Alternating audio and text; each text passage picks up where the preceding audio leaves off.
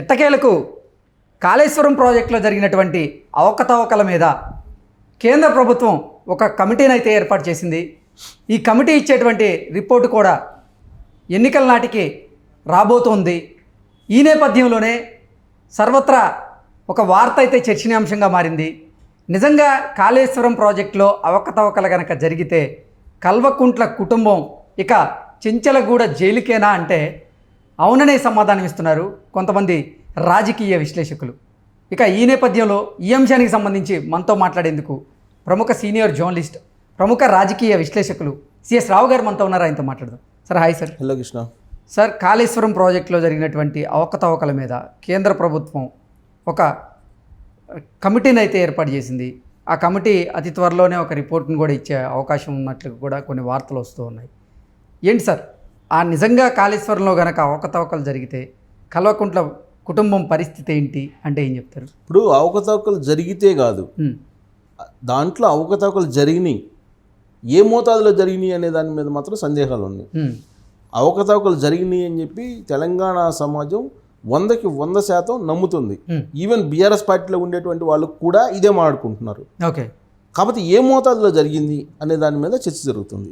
దాని మీదనే ఇప్పుడు కాళేశ్వరం ప్రాజెక్టుకి సంబంధించి రకరకాలుగా తనిఖీలు చేస్తున్నారు. ఏం చేయాలనో అర్థం కాని పరిస్థితుల్లో, కన్ఫ్యూజన్లో ఇప్పుడున్నటువంటి కాంగ్రెస్ పార్టీ ప్రభుత్వం ఉంది అని చెప్పేసి మనం భావించాలి. ఎందుకనంటే తొలి రోజు నుంచి కాళేశ్వరం ప్రాజెక్టుకి సంబంధించినటువంటి అంశం ప్రతిరోజు దాని మీద ఏదో ఒక రకంగా చర్చ జరుగుతుంది.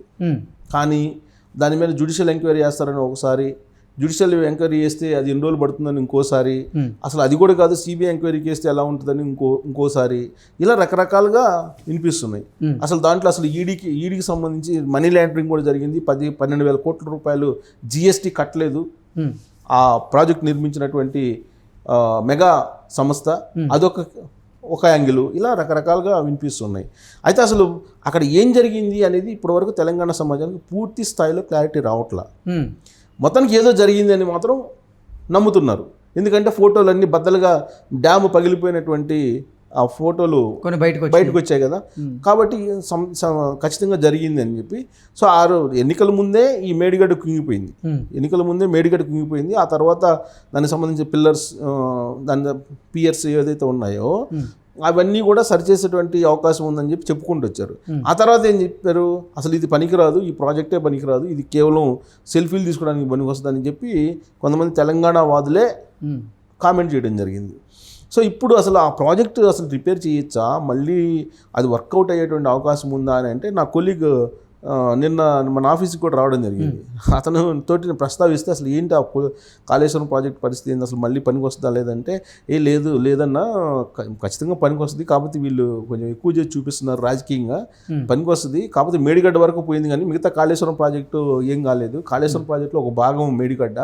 సో ఆ మేడిగడ్డ మళ్ళీ రిపేర్ చేసి కాకపోతే ఒక 500 కోట్లు లేకపోతే 10,000 కోట్లు అయింది. 500 కోట్లు 10,000 కోట్లు అన్నాడు ఆయన. అంటే 10,000 కోట్లు అంటే చిన్న అమౌంట్ లాగా చెప్పాడు. అంటే 1,00,000 కోట్లతో పోల్చుకుంటే 500 కోట్లు అనేది చిన్న అమౌంట్ అని ఆయన భావించి ఉండొచ్చు కదా. కాదు 95,000 కోట్లు అయింది మొత్తం ప్రాజెక్ట్కి. ఈ మేడిగడ్డకి 15,000 కోట్లు అయింది. మొత్తం కూల్చి మళ్ళీ కట్టినా 10,000 కోట్లు అయ్యింది. దాన్ని పెద్దగా చూపిస్తున్నారు అని. 10,000 కోట్లు అంటే చిన్నగా చెప్పాడు. నాకు ఆశ్చర్యం వేసింది. నేనేం మాట్లాడలే. అంటే 1,00,000 కోట్లతో పోల్చుకొని ఉంటారు సార్. అప్పుడు ఆ మొత్తం కట్టడానికే 15,000 కోట్లు అయింది మేడిగడ్డ. కూల్చి కట్టినా కానీ అంతకన్నా ఎక్కువ కాదు, దీన్ని పెద్ద చేసి చూపిస్తున్నారని చెప్పి చాలా లైట్గా 10,000 కోట్లు అంటే చాలా చిన్నగా చెప్పాడు. అంటే నాకు అర్థమైంది, ఈ బీఆర్ఎస్ పార్టీ వర్షన్ ఇది అని. నేను దాన్ని ప్రొలాంగ్ చేయలే. 10,000 కోట్లు అంటే చిన్న విషయమా, మొత్తం కూల్చి కట్టినా 10,000 కోట్ల కన్నా ఎక్కువగా దాన్ని పెద్దగా చేసి చూపిస్తున్నారు వీళ్ళు ప్రభుత్వం అని చెప్పి అతను నాతోటి పేరొద్దు, నా కొలీగ్ అన్నమాట. నాకు ఆశ్చర్యం వేసింది. ఇలాంటి వాళ్ళు విచిత్రం ఏంటంటే, ఇలాంటి నా కొలీగ్సే చాలామంది ఉన్నారు ఇలాంటి వాళ్ళే. ఇప్పుడు ఆ ప్రాజెక్టు మొత్తం పనికిరాదన్నా కానీ, కేసీఆర్ కేసీఆర్ కట్టాడు, 5 సంవత్సరాల పాటు ఇచ్చాడు కదా నీళ్లు, చాలు 1,00,000 కోట్లు 95,000 కోట్లు అయిపోయినా కానీ మొత్తం కాళేశ్వరం ప్రాజెక్ట్ అయితే కట్టాడు కదా, దాన్ని రిపేర్ చేసుకోవడం 5 సంవత్సరాలు ఈ పార్టీ రైతులు లబ్ధి పొందేశారా? లబ్ధి పొందారు కదా. దాన్ని రిపేర్ చేసుకోవడం కాంగ్రెస్ చేత కాలేదు, అందుకు పోయింది అన్న అని చెప్పేవాళ్ళు కూడా ఉన్నారు.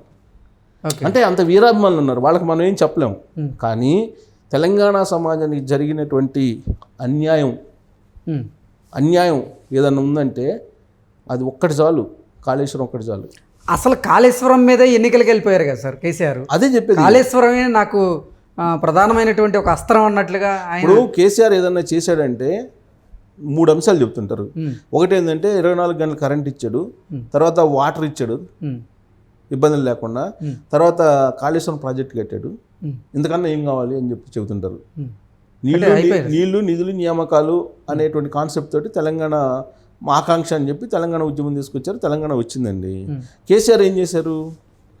కరెంట్ ఇచ్చాడు, నీళ్లు ఇచ్చాడు. ఈ రెండు కేసీఆర్ ఇచ్చాడని చెప్పి భావిస్తున్నారు.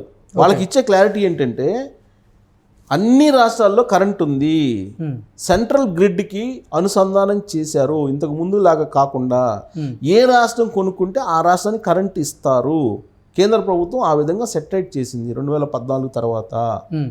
కాబట్టి కరెంటు ప్రాబ్లం కేసీఆర్ ఉన్నా లేకపోయినా రాదు, నువ్వు కొనుక్కోగలిగి ఉంటే. ఓకే, అదొకటి క్లారిటీ. 2, వాటర్ విషయానికి వచ్చేటప్పటికి చంద్రబాబు నాయుడు ఎప్పుడో కృష్ణా వాటరు ఆయన టైంలోనే 2 phases అయిపోయింది. మిగతాది కంటిన్యూ చేశాడు కేసీఆర్. ఇప్పుడు ఆ వర్క్ ప్రారంభించినప్పుడు వాటర్ ప్రాబ్లం ఉంది, ఆ వర్క్ పూర్తయిన తర్వాత వాటర్ ప్రాబ్లం ఉండదు కదా. ఇప్పుడు అదే చెప్తుంది. ఇప్పుడు మొన్న జగన్మోహన్ రెడ్డి కూడా అదే చెప్తున్నాడు. జగన్మోహన్ రెడ్డి ఒక్కడే వెలుగొండను ప్రారంభించబోతుండే ఫిబ్రవరిలో అని. వెలుగొండ జగన్మోహన్ రెడ్డి వచ్చిన తర్వాత అయిందా టన్నెల్? నాకు తెలిసి నేను వార్తలో రిపోర్టింగ్ చేసినప్పుడు, పేపర్ రిపోర్టింగ్ చేసినప్పుడు 2004 అనుకుంటా, 4 ఆ ప్రాంతంలో 20 years బ్యాక్ టన్నెల్ తీసుకొచ్చి అక్కడ విదేశాల నుంచి టన్నెల్ తీసుకొచ్చి దానికి అండర్ గ్రౌండ్లో కెనాల్ దవ్వుతున్నారని చెప్పి న్యూస్ రాసింది మేము. అప్పటి నుంచి చేస్తుంటే ఇప్పుడు పూర్తయింది అది.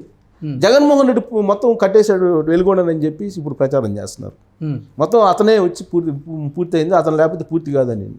అంటే ఎవరి అభిమానులు వాళ్ళు చేసుకోవచ్చు. దాని వెనక జరిగినటువంటి కృషి అప్పటి వరకు ఎవరు చేశారు వాళ్ళని కూడా గౌరవించాలి. ఎందుకంటే 2004లో నాకు బాగా గుర్తు, 2004లో చంద్రబాబు నాయుడు ఓడిపోయాడు, రాజశేఖర రెడ్డి ముఖ్యమంత్రి అయ్యారు. అయిన సందర్భంగా రాహుల్ గాంధీ ఒక మాట అన్నాడు. ఏమన్నారంటే, చంద్రబాబు నాయుడు చేసినంత వరకు చేశాడు, చంద్రబాబు నాయుడు మీరు విమర్శించొద్దు, అతను ఎంతవరకు చేయగలరో అంతవరకు చేశారు, అందుకన్నా మీరు మెరుగ్గా చేయాలని ప్రయత్నం చేయండి, చంద్రబాబు నాయుడు విమర్శించొద్దు అని చెప్పి రాహుల్ గాంధీ ఆ రోజు చేసినటువంటి కామెంట్. సో అలానే ఇప్పుడు వాటర్ ఇచ్చాడు కేసీఆర్ అని అంటే, అప్పటికప్పుడు ఈ కేసీఆర్ వచ్చి ఆ 2-3 సంవత్సరాల్లో మొత్తం ప్రాజెక్టు కట్టేసి కెనాల్స్ వేసేసి పైపులు వేసేసి నీళ్ళు ఇచ్చాడా?